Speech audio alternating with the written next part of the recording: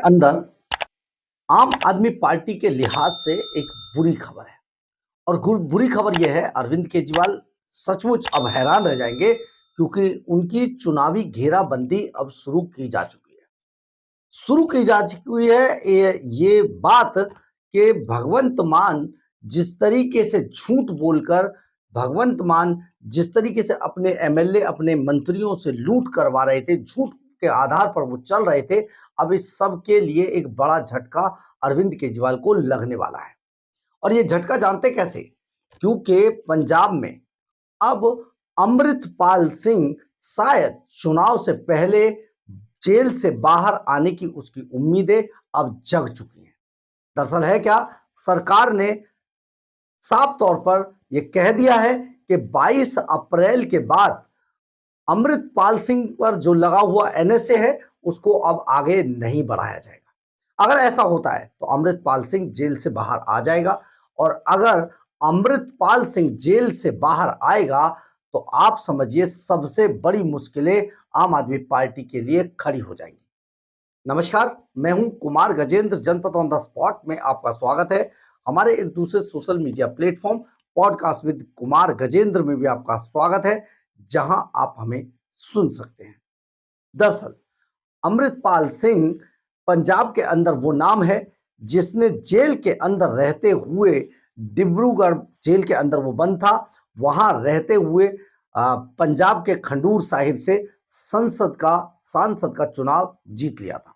ये एक बड़ा मैसेज था, और मैसेज इस बात का था कि जेल के अंदर रहते हुए, किसी पार्टी का से संबंध ना रखते हुए भी अगर कोई शख्स पंजाब में संसद का चुनाव जीत जाए तो ये अपने आप में बड़ी बात थी। दरअसल है क्या, अमृतपाल सिंह को काफी समय पहले यानी कि 2023 के अंदर गिरफ्तार किया गया था।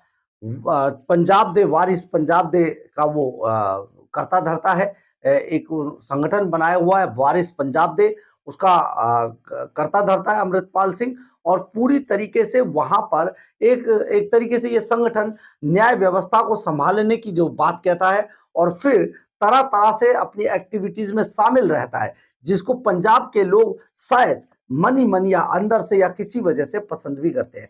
तभी तो सांसद का चुनाव जीता था। तो अमृतपाल सिंह अब जेल से बाहर आने वाला है। हाई कोर्ट में ये बात अब तय हो चुकी है, लेकिन सरकार ने भी इस पर प्रतिबंध लगाने के लिए, भगवंत मान सरकार इस बात से डर गई है और इस पर प्रतिबंध लगाने के लिए साफ तौर पर पंजाब की विधानसभा में काफी कुछ कहा गया है।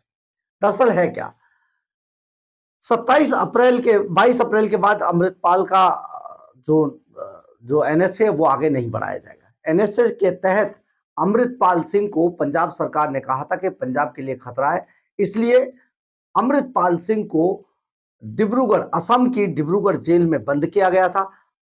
तो 2023 से वो वहीं पर उसी जेल के अंदर बंद है।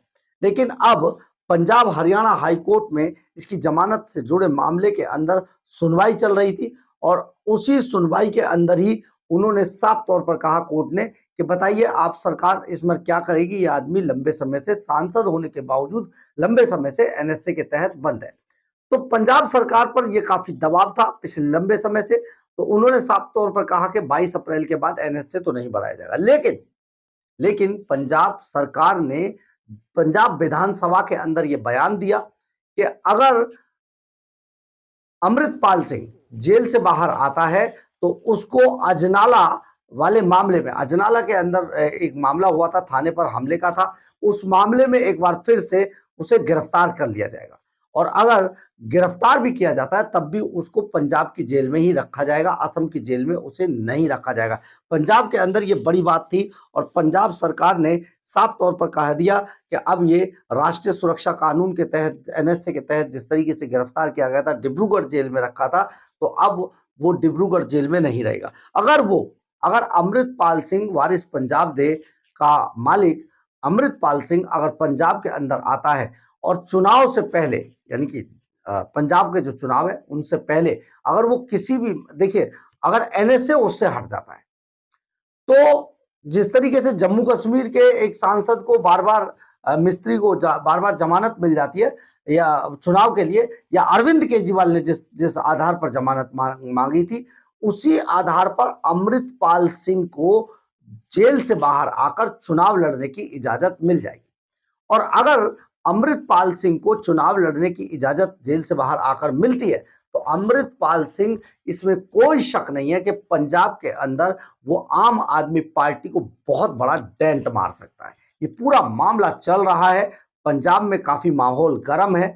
अमृतपाल सिंह की जो पार्टी के लोग हैं या जो संगठन के लोग हैं वो लगातार लोगों से मिल रहे हैं, सभाएं कर रहे हैं, संगठन में वो संगठन को मजबूत करने की कोशिश कर रहे हैं और लोगों तक ये पहुंचा रहे हैं कि अगर अमृतपाल सिंह बाहर आते हैं तो चुनाव लड़ती है अगर उनकी पार्टी, तो आप सोच सकते हैं कि आपके पास एक विकल्प और है।